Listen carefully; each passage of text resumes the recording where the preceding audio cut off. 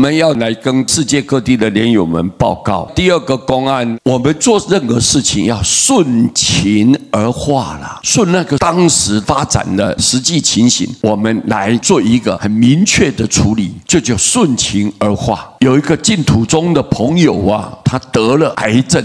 癌细胞呢，就蔓延到整条腿都肿起来了，皮肉裂开啊，血水从裂缝里面流出来，非常的痛苦。他有一个儿子，已经17、18岁了，却还在包尿布啊，需要别人来照顾。这个莲友呢，平常做人很热忱，也热心的为人助念。他在临终之前，有一位莲友去看他，他很担心的说道：“哎呀，我死了以后，不晓得谁来照顾我这个儿子呢？我很担心，很担心，因为这个17、18岁还在包尿布，如果没有人照顾，那个儿子怎么活下去呢？”一想到这里，他的心里面就很难过，情不自禁的掉下眼泪。去看他的莲友就跟他说：“哎呀，老菩萨呀，这什么时候了？你应该要万言放下呀，一心念佛，这个儿子你就放下吧。”他听了莲友这么说，整个人像发狂一样，很激动的叫道了：“哼，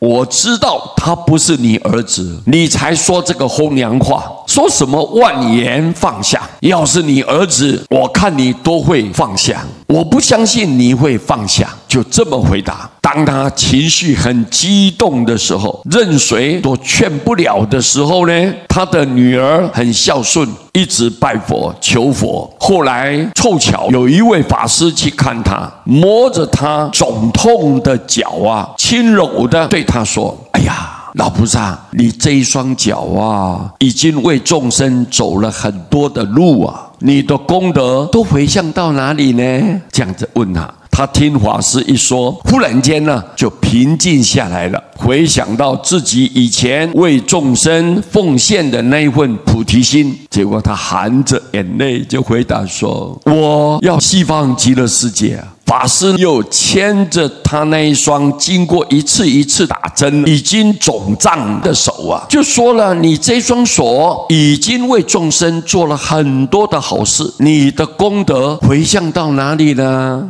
他终于想起自己以前每天在佛前做早晚课的时候的回向了。一念之间，他回心转意了，很坚定的回答：“我到西方极乐世界啊。”法师再问他：“那么我送你一程好不好啊？”结果这个老菩萨就说：“好啊，好啊。”于是在大家助念的声音当中，他就凝视着佛像，就开始念佛了。大约15分钟，这个人就放下了，就断气离开了。我们常常会劝临命终人万言放下，一心念佛，这是对的。要想往生西方极乐世界，一定要放下身心世界，一心专念阿弥陀佛。但这个并不容易，我们自己可能也做不到。因此，如果以半强迫的命令口气要对方这样做，常常会有反效果啊。所以我们应该要知道顺情而化，顺那个实际的情况，慢慢的来诱导他，自然他就把观念转到念佛的身上，他就知道了嘛，我一定要求生西方极乐世界，无形之中得到佛菩萨的慈光普照，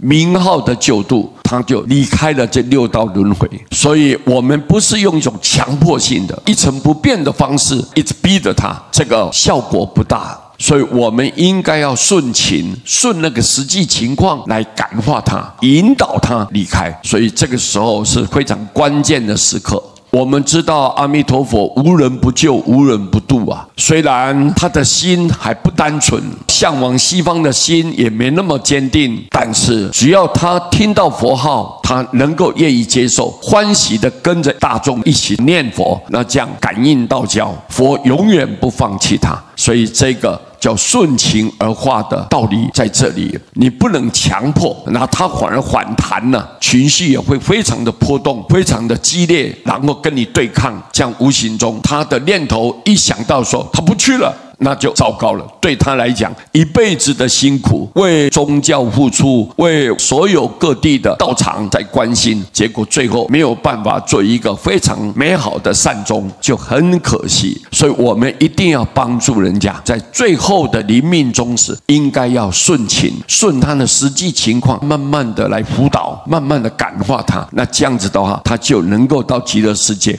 现在讲到这里，我突然间想到，在台北内湖的地方啊，一个莲友的妈妈，她得了癌症了，不知道那个病症很恐怖，她一直吐血啊，啪，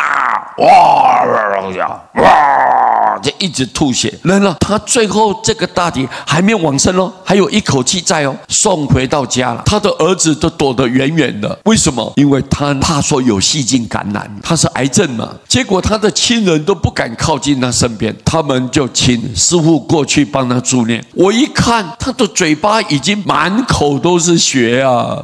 哎呀，我看了我太不忍心了，我就赶紧过去用那个卫生纸啊，把它擦一擦。我说你安心，你不要紧张啊，因为这个病呢是小问题，只要你念佛，佛光给你普照，你业障就消除。这样你嘴巴把这个吐出来，来师父帮你擦。这样他儿女都躲得远远的。结果我在旁边帮他弄好了以后，我就带他念佛，不到10分钟他就往生了。你看我们人呢，在最后的时候应该要懂得怎么样去关心他，不要把他当作一个陌生人，或者是一个很恐怖的人。你不要这么认为，你要去身边帮他念佛的，发这个愿心，这个慈悲心，龙天护法都知道，他不可能故意把这个东西感染到你身上，不会的，因为你的愿心要纯正，你的动机一定要善良。我就是来帮助他的，我要来关心他的。你用这样子出发点，我相信龙天护法都来护佑着你。你在念佛的当下，25尊的菩萨如影随形保护你。那你不管任何一个邪魔外道或者其他的这些不应该有的现象，它绝对不会出现。这一点呢，我在这个地方跟各位报告，让你们都能够了解，我们应该要在最后的关键时刻，我们怎么样去体谅大家，能够关心大家，毫不保留的付出一切，能够为他解决困境，这是我们应该尽的本分。阿弥陀佛。